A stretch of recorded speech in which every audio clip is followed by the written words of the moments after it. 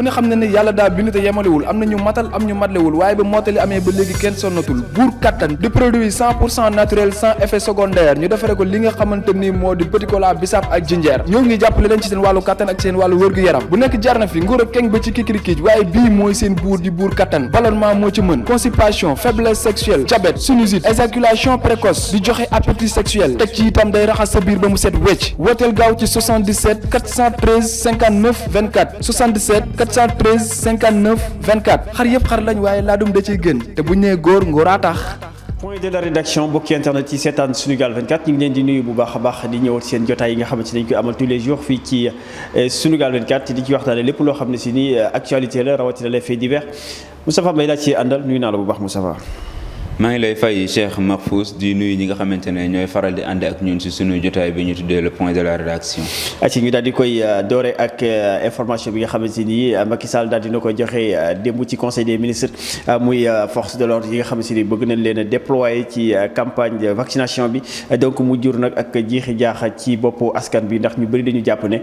Macky Sall dafa bëgg a forcer Sénégalais yi lii di vaccin bi nga xamante ni dañ ko fi indi ngir lutter contre la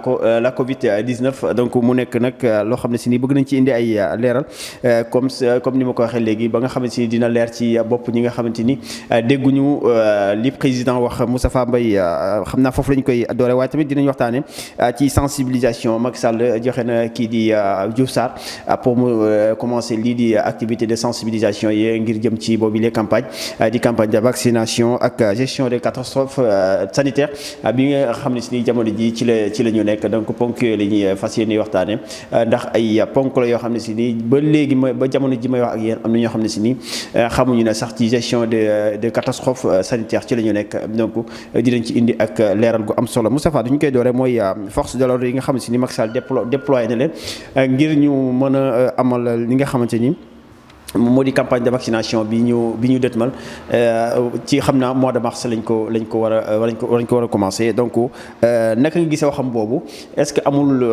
loo xam ne si ni tey leerul ci wax ji parce que bu ñu dañuy déployer les forces de l'ordre rek ñu bëri ñu jàpp ne Macky Sall daf leen a bëgg a forcer vaccin bi vacciner wu par force donc ñu bëri noonu lañ ko gisee yow ban lecture nga ci am. waaw am na ñu commencé yaakaar loolu parce que ce matin rek maa ngi dégg benn waay na ndax Macky Sall daa bëgg ñàkk askan wi par force. bu loolu moom bu ko bëggee def coow dina am wax ku nekk commencé di hésiter parce que dañoo am ay écho ci conseil des ministres bi am démb ne dinañ déployer force de l'ordre ci déroulement stratégie de campagne de communication bi nga xamante ne moom la ñuy def pour ñàkk askan wi donc moo am benn problème compréhension bu ci am loolu moom ma yaakaar ne comme def nañ ko bari peut-être voies yi nga xam ne ñoo gën a autorisé ak ñi ci kanam bu ñu démarré tuuti balaa campagne bi di door comme démb la ko wax ku ci mel ni ministre wala ñeneen ci ne dinañ génne leeral wax bu baax a baax la lañ ci bëgg ak fan lañ ci bëgg jëmale ak askan wi mais vas-y voilà mais li ma ci comprendre rek man sama gis-gis mooy je pense que français la ñu wax parce que dañ leen déployer ci campagne bi nga xam ci ñu jàppale leen ci stratégie bi ñu lal ci campagne de vaccination boobu donc façon yu bëri mën nañ ko intervenir c'est-à-dire tey jii acheminement matériel yi nga xam ne ñi ngi jëm fi ñu leen di soxlaa tey jii loolu mënoo jël ay milliards nga dugal ko ci ñàkk ba pare bàyyi leen doot ñu dem kenn toppu leen ñëpp xam nañ ne fii am na déjà ay groupe yoo xamante ne d'accord uñ ci vaccin yi déjà am na information yoo xam ne désinformation sax laa koy tuddee yoo xam ne ñu ngi koy véhiculer mii dem ci vaccin si ñoo xam ne duñu ay médecin jegewuñu vaccin xamuñu vaccin di ci wax yoo xamante ne buñ demee ba ci biir askan wi amaana mën nañ song sax ñi nga xam ne dañu indi vaccin yi yaakaar naa ne côté boobu dinañ d'accord ak ñoom bu fekkente ne dañuy am ay force de l'ordre yoo xam ne dañ leen di accompagner dañ leen di encadrer pour ñi nga xam ne ay agents de santé lañ parce que gisoon nañ fi ñoo xam ne dañ doon dem di suuli ji nit ko am Covid ñu toj kii bi ambulance bi song ñi leen doon suul boobu début bi la fii ci Sénégal fii la xewee donc tey ji événement yi pour ñu éviter ko il faut que ñu anticiper teel leen ci impliqué ba nga xam ne képp koo xam ne da nga jóg pour def naka sudul noonu ñu mën la faagaagal je pense que loolu peut-être que foofu la bëggoon a waxee mais xam nga nit ñi tamit day suñu autorité dañuy tàmm ba bu ñuy wax ak nit ñi wala population bi ci langue bi ñuy waxee ak ñoom muy français bi ñu bëri dégguñu ko donc moo tax bu ñuy déggee ñu ay forces de l'ordre rek dañuy jàpp ne Macky Sall dafa bëgg a forcer nit ñi vaccin vaccin bi par force vacciné wu par force je pense que loolu sax xel nangu ko te je pense que su ko doon def tamit ak guute la bëgg a dugal réew mi ndax xam naa ne am na ñoo xam ne si nii neen ku leen ne da leen di forcer pour ñàkk leen dañ lay jox sa bakkan mais doo leen ñàkk te bu boobaa moom force de l'ordre yi lay nekk contre la population. mais loolu xel nangu ko yoon tamit nangu ko. yoon nangu ko am na yenn intervention yoo xam ne boo ko hôpital sax dañ lay laaj sa aval dañ lay laaj ndax ñu opérer la. waaye doo ñëw dañ lay opérer par force. toujours ngay su ko xam ne day bañ opération mujjee ñàkk bakkanam parce que dañ naan kan ndax nañu opérer la bu ñu la defee nii ak lii di nga wér. waaye ñëwul ak ñu rek dañ lay opérer donc am na yoo xam ne tamit nit ki ay droit am la yoo xam ne moo ko moom te loolu tamit suñu yoon moo ñu ko may newuñu kenn dañ lay force obligatoire te loolu ñoom ñi ñu jiite ñoo gën a xam loolu xam nañ ne tey ji li nga xamante ne mooy ñàkk bi fi voie bi ñu mën a jaar mooy voie communication mais dafa am loo xamante ni comme ni ma koy waxee tamit foog ñuy jël devant yi tamit parce que mënooy tey ji ñàkk bi gis nañ coow li mu jur heureusement président bi nee na ñu door campagne de sensibilisation bi man dama jàpp ne sax dafa yéex ba tey parce que depuis bi ñu agité coowal vaccin bi rek lañ waroon a door campagne de sensibilisation bi parce que loo xamante ne tey jii réew yëpp fi ñu toll nii ñu ngi daw di wuti vaccin fi ñu toll nii kay fi ñu leen di ñaaxee rek mooy ci choix wu vaccin bi ñuy tànn parce que vaccin yi bëri na chinois yi am nañ russe yi am nañ ñeneen ak ñeneen am nañ donc nga gis kon ku nekk rek yaa ngi gis naka ngay def ba am vaccin ñu ngi gis ne Abidjan vaccin bi ñu commandé woon mi waroo ñëw mois bi pousse nañ ko bu mois bële parce que gis nañ ne demande dafa bëri ci àddina bi ba vaccin sax fi ñu toll nii dañuy xalaat ne waa est-ce que Afrique dina manqué est-ce que Afrique dañ am vaccin yi soxla dëgg-dëgg parce que Joe Biden ñu ngi ko dégg mi ngi ñëw neen dafa bëgg chaque jour 1 million de vaccins pour ces 100 premiers jours mu am 100 millions de nit yoo xam ne ñàkk na leen xam nga ki jóg ne dafa bëgg ñàkk 100 premiers jours yi ngay def Maison Blanche 100 millions de personnes xam nga kooku chaque jour na 1 million de masques waaw bu ko defee au bout de 3 mois population États-Unis yëpp dina non pas 3 mois 9 mois parce que bu ñoom bu nekkee 300 millions chaque 3 mois nga ñàkk daanaka 300 millions 100 millions 100 jours 3 mois la ak 10 jours donc bu ko defee au bout d'un an rek daanaka askan yëpp dina daj su fekkente ne askan yi ndax dina ñàkku mais dañuy jàpp ne su ko defee 6 mois daanaka ñi ëpp ci askan wi dina ñàkku donc comme xam nga tey ji ñoom xam nañ ne jamono ji amatul voix ñàkk yi moo ci mën a dimbali mais foofu interrogation point d'interrogation yi ñu fay teg mooy ban ñàkk la ñuy am ak ndax mooy biggante loolu nañu def confiance yi nga xamante ne rek ñoo ñu jiite te ñoo yor suñu santé bi ñu yaakaar ne du ñu tayle santé wu Sénégal bi kon jiixi jaaxa gi mi ngi noonu je pense que am na ñoo xam ne si ni leer na seen bopp force de l'ordre yi Macky Sall tudd démb ci conseil des ministres pour campagne de vaccination bi du dafay forcer nit ñi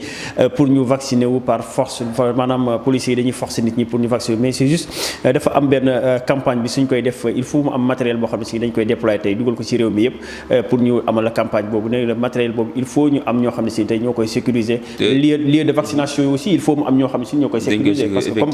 comme vote la rek nga gis bureau bu nekk wala centre bu nekk dafay am benn gendarme wala benn policier boo xam ne si nii wala ñaari policier yoo xam ñoo fay nekk pour régler ordre bi parce que mu fekkante ni dañuy ñàkku kii ñëw ne man maa jiitu kii ñëw il faut mu am koo xam ne si tey moom mooy régler nga baal ma mais bi ñu séddale ceeb bi force de l'ordre déployé woon nañ leen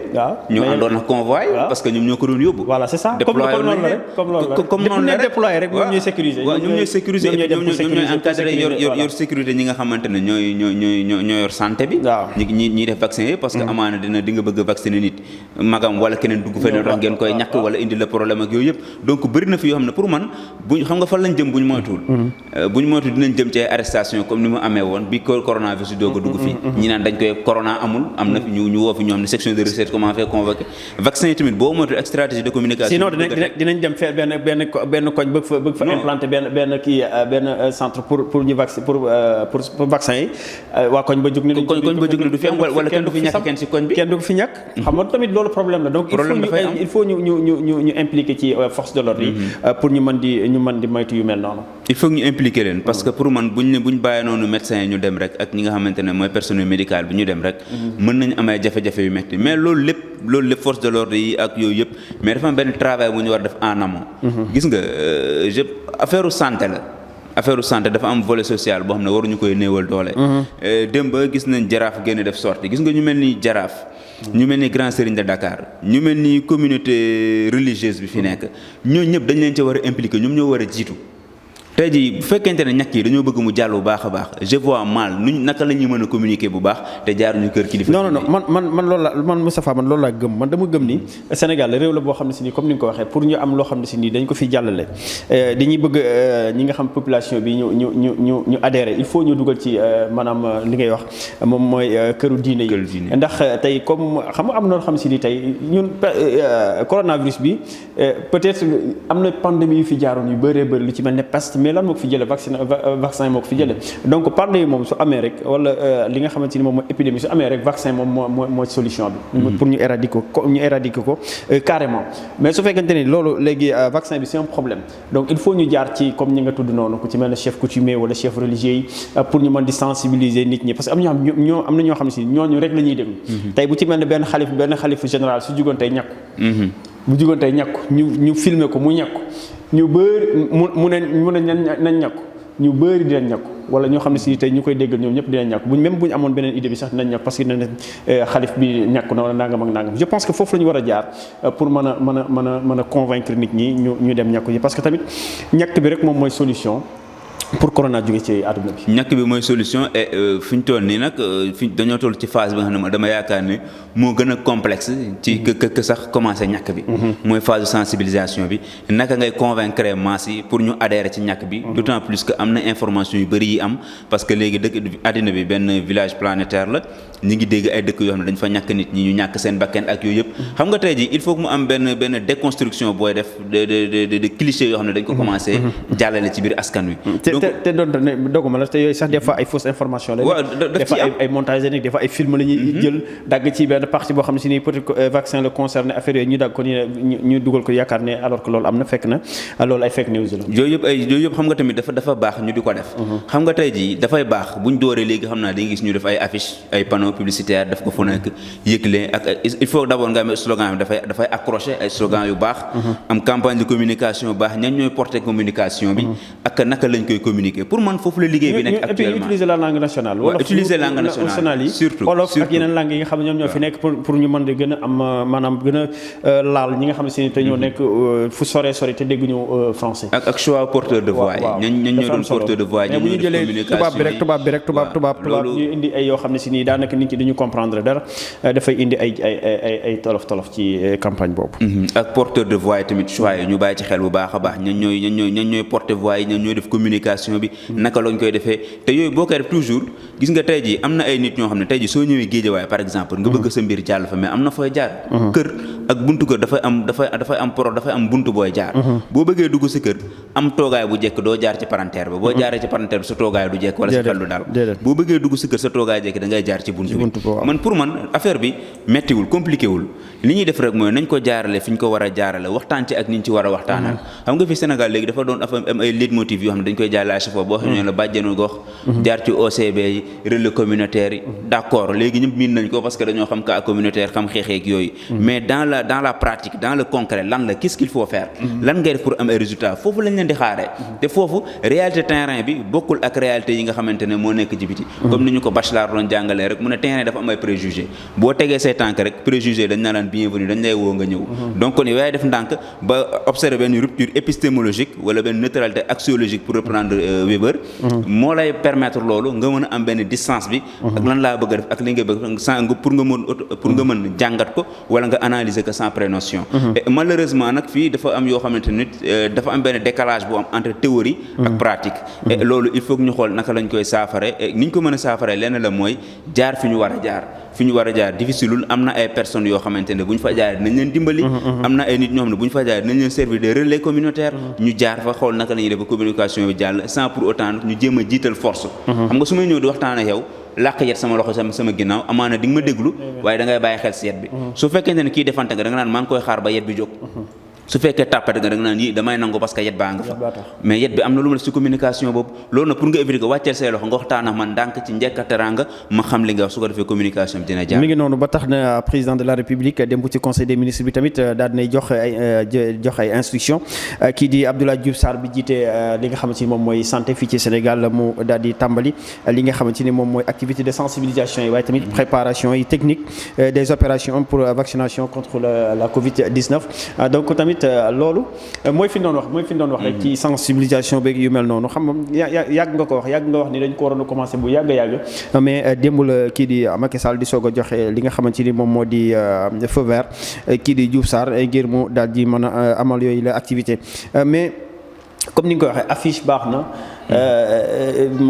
pour sensibiliser. waaye tamit sketch baax na am na c'est-à-dire jamono bii pour sensibiliser xam nga wax naa ko fan yee pass ma ni jamono bii moo gën a yomb pour communiquer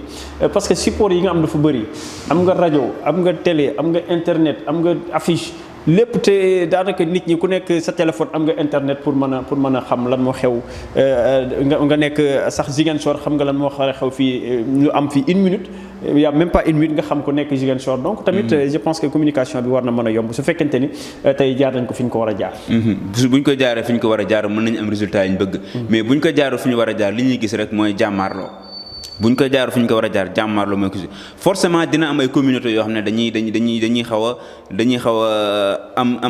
am bañ. wala dañuy réticent. dañuy hésiter du ñu ñeme. dina am askan woo xamante ne du ñu ñeme. mais ñooñu tey jii da ngay xool côté bu nekk nga jéem a xool seen sociologie. jéem a xool naka ngay jàngatee askan woowu. gis nga tey jii pour nga convaincre waa Dakar bokkul ak nga war a convaincre benn communauté boo xamante ne mi ngi biir Sénégal ci fond ba ñoo xamante ne daanaka amuñu télé. kooku tey jii boo defee sketch wala nga def panneau publicitaire fu mu koy gisee. du ko gis porte à porte ngay def parce que dëkk yooyu bariwul sax boo déployé ay jeunes rek ñu daanaka benn journée rek ñu def porte à porte wër dëkk bi. ñu def porte à porte wër dëkk bi sensibiliser mais sensibilisation boobu baax na mais il faut tamit mu am ñoo xamante bi ñoo koy jiital. xam nga am na ay ndaw yoo xam ne bu ñu wëree dugg ci kër am na ñoom duñ leen rus mais am na kilifa bi ànd ak ñoom di wër rek buñ gisee ne kilifa gi kat caaxaan du jóg parce que am na comme nañ kilifa ga nekk ci dëkk boobu parce que ñu ngi ko doon expliquer jamono yi nga xam ne xam benn pandémie moo amoon xaw ma épidémie je pense bien que Saint-Louis la woon ñi amoon problème mu ñàkk ak yooyu noonu kilifa diine bi ñuy wax Serigne Babacar ñàkk ba pare aj loxo bi ñu ne Serigne Babacar ñàkku na ñëpp daal di commencé dem ñàkku ji donc gis nga pour wax influence bi nga xamante ne kilifa gi ni mu ko amee ci communauté bi tey ji fépp fu ñu dem rek nañ xool parfois mën na doon koo xamante ne ci jàngu bi lay bokk ci yenn communauté yi jàngu bi lay bokk nga xool naka ngay impliqué kooku nga dem ci yenn communauté bi chef bi muy doon benn saltige lay doon nga fexe ba saltige boobu nu muy bokkee ci biir xeex bi nga dem feneen foo xamante ne benn chef lay doon boo xamante ne buur lañ ko tuddee wala nga fexe ba nu muy bokk noonu lay demee fu nekk rek mais bu bañ a doon benn communication boo xamante ne de façon macro lañ koy jëlee c'est-à-dire généraliser ko def ay spot jàllale ko ci rajo bi def kii ñàkku baax na déet nañu wàcc ci terrain parce que la réalité se situe sur le terrain. mi ngi noonu kon xam naa dañuy jàll ci li nga xamante moom mooy point bi dernier point bi muy gestion des catastrophes sanitaires donc valable pour 1 mois donc loolu ci la ñu nekk nii dégg li di état d'urgence génn nañ ci état d'urgence léegi daanaka amuñu état d'urgence donc nag muy 21h ba 5h du matin couvre-feu valable ici à Dakar donc dans la région de Dakar ak fi nga xamante ni moom moo di Thiès mais ba léegi man démb rek maa ngi nekk ci benn oto ñu bëri naan Macky Sall xam naa bu 8 jours yi jeexee 8 jours moo ci des est-ce que dina renouveler may leen Macky Sall instant bi ñu ngi ci 1 mois yi mooy gestion des catastrophes naturelles catastrophes sanitaires mais ñoom mënuñu comprendre loolu en tout cas ñu bëri ñoom xamuñu ne sax instant bi 1 mois yi ci la ñu nekk nii juróom-ñetti fan yi moom kenn waxatu ko fi ñu toll nii moom li ñuy wax waaw mooy 1 mois démb rek moo gën a kawe décret mi ngi noonu moo gën a kawe di moins arrêté bi effectivement parce que gouverneur yi ñoo ko jëloon démb rek ci communiqué conseil des ministres président mi ngi koy fàttali mu ne dugg nañ ci benn régime d'exception boo xamante ne mooy gestion des catastrophes naturelles et crises sanitaires boo xamante ne dañoo modifier loi 29 avril 1969 donc loolu bi ñu ko modifié assemblée nationale yàggul donc loolu benn fan la woon intervalle boo xamante ne après bi ñu ko promulgué le lendemain rek dafay nekk en vigueur loolu moo tax fi ñu toll nii président Macky Sall am na fii ba 1 mois maanaam 30 jours xool naka la ko mbir mi càmbaree bu jaree dàbbaliwaat mu dàbbaliwaat ko yeneen 1 mois donc loolu moo fi nekk jamono ji 8 jours yi moom kenn waxatu ko yaakaar naa ne état d'urgence moom wax nañ ci waxati ci donc ay considération la yoo xamante ne dafay baax aussi tamit ñu leeral ko askan ñu doon xaar juróom-ñetti fan yi xam ne juróom-ñetti fan moom nañ ko teg ne la waa nañ jubal xool fekk un mois ce que ça va donner bu fekkente ne résultat yi wàcc na naturellement dinañ ko lever su fekkente ne wàccul nag ñu xaar ne dañ ko gën a corser wala ñu daal yenn stratégie de toute façon comité bi nga xamante ñoom ñooy yor mbirum mbas mi dinañ ci wax buñ ci tolloo insha allah. kon mi ngi noonu Moustapha xam nga yooyu tamit dafay am solo ñu koy leeral bu baax a baax ndax mesures yooyu dafay concerner directement population bi donc ñoom dañu war a nekk au courant xam lan moo xew lan moo nekk di wax di wolof lu bëri dañuy dimbali di wax wolof quoi loolu tamit problème la ci xeex mbas mi quoi. waaw moo tamit nga ñëw mel ne ñi ngay waxal ay tubaab lañ ñëw wax tubaab au lieu nga privilégier olof bi après nga def olof après nga def sa français mais toujours dañuy jiital français comme si ay français la ñuy waxal alors que ay wolof wala ay beneen langue la ñuy wax donc ñun problème boobu la ñu am communication boobu il faut parce que ñun dañu am ay fii Sénégal dañu am ñoo xam ne olof la ñu dégg am ñoo xam ne si ni pulaar la ñu dégg ñoo xam ne séeréer la ñu dégg léegi au lieu ñu focaliser wu ñu jël li nga xam ne si moom mooy langue yooyu ñu privilégier ko duñ ko def léegi dañuy jël français bi ñu teg ko ci kanam jël yeneen langue yi daanaka dañ koy soofantal sax bu ñu koy wax la ñu ko expliqué woon ci français sax dañ ko expliqué ci langue yooyu nga xam si mais conseil des ministres comme tey ji bu ñu mësaan def discours ñu ngi koy fàttaliku ndeysaan yàlla na ko yàlla yërëm Ahmed Bachir Kounta bu discours président mësaan jàll pare day toog faram-fàcce discours bi yëpp ci wolof day toog teg yëpp discours bi ci wolof mais conseil des ministres lu tax duñ ko def noonu duñ ko def de maire bi nga xamante ne xam mi ngi fi mu xam ne kii fal nañ ko lii mesure bi jël nañ ko lii ak lii ak lii ak lii lépp luñ ci am ak luñ ci fortaat revue de presse la ñuy xëy dégg ñu revue de presse leen ko ñu fortaat te revue de presse ñëpp xam nañ ne du jël lépp question de seconde waaw ay question de seconde la fay def rek daal di dem parce que actualité bi dafay bëri donc loolu moo tax pour man daal nañ gën a jox cër wolof bi ci nga xamante ne mooy télévision yi suñu yenn mesures yu am solo yi ñu koy tekki ci wolof bu ko defee jaxasoo bi dinañ ko moytu parce que problème bi yëpp problème de compréhension mooy am vaccin bi ñaa ngi siy cooni te problème communication compréhension la parce que xamuñu donc peut-être que dinañ ci bàyyi xel bu baax bien vrai que la langue française moom mooy langue de travail bi fii nii moom la ñuy liggéeyee mais nag buñ ko jël rek yaakaar ne tey jii ñëpp moom la ñuy dégg alors que dégguñu la dafay xaw a compliqué Moustapha Libaas mu may def signe que ni li ñu ci loon ci waxtu daal rek jeex na dama lay bàyyi ko daal di def sa message comme ni nga koy defee tous les jours rek joxaat gars yi message bi. waaw ni ma fi may tëjee rek mooy ñu ngi doon waxtaanee ci mbirum vaccin bi ñu koy dooree. journaliste moom li ko war mooy di gëstu di càmbar di xool mais dafa am foo xam ne tamit buñ fa tolloo dañuy moytu di jox kàddu gi ñi nga xamante ne dañuy yàq wala ñi nga xam ne xamuñu. Sénégal dafa bëri ñoom ne dañoo dëgër fit. dañuy avancer loo xam ne da nga leen dégg ñuy argumenté di argumenté ba nga foog ne kii fac médecine la génnee fekk ne boo ko xoolee ba ci biir géographie la jàng sax wala jegewul sax lu jege médecine d'accord mën nga def ay recherche am loo xam mais ki nga xamante ne mooy médecin moo la ci ëpp xam-xam dañoo tollu moment boo xamante ne nañuy teg ci place yi ñi nga xam ne ñoo fa war a toog lu waaye xamul boo ciy wax tamit nga documenté ci wala wax li nga ci xam li nga ci xamul nga noppi buñ ko defee dinañ dimbali ñu bëri parce que fi ñu toll nii gis nañ mbas mi ni muy flambé bi mu def amaana bu ñu yàlla suturaalul ci vaccin chaque jour mënuñu xëy di compter ci ay di compter ñiy faatu di ñàkk seen bakken nañ ñaan na la ñu am vaccin bu efficace bu baax qualité bu baax ñu ñàkk ko mu abal ñu si jàmm ak salaam. kon mi ngi noonu Moustapha li nga ko waxee noonu la donc vaccin bi moom mooy solution bi ndax pandémie wala épidémie mosu amee il faut ñu trouver vaccin pour mën ko fii jëlee donc ñu ngi lay jaajëfal Moustapha bu baax a baax ci xalaat yi ak argumentation bi nga xamante ni def nga ko fi mu jaar yoon loolu Libaas moom moo nekk ci wàllum technique bi ak réalisation bi di leen jaajëfal yéen ñi nga xamante ni yéen a ñuy topp tous les jours ci le point de la rédaction fii ci Sunugal 24 di leen jox dig daje suba inchallah plateau ak yeneen actualité nga xam ne ni yàlla daa bind te yemalewul am na ñu matal am ñu matlewul waaye ba mottali amee ba léegi kenn sonnatul buur kattan di produit 100% naturel sans effet secondaire ñu defare ko li nga xamante ni moo di petit cola bisaab ak jinjeer ñoo ngi jàppale leen ci seen wàllu kattan ak seen wàllu wërgu yaram bu nekk jarna fi nguur ak keng ba ci kikirikiij waaye bii mooy seen buur di buur kattan ballonnement moo ci mën constipation faiblesse sexuelle diabète sinusite éjaculation précoce di joxe appétit sexuel teg ci itam day raxas sa biir ba mu set wecc wooteel gaaw ci 77 413 59 24 77 413 59 24 xar yëpp xar lañ waaye laadum da ciy gën te bu ñu nee góor ngóoraa tax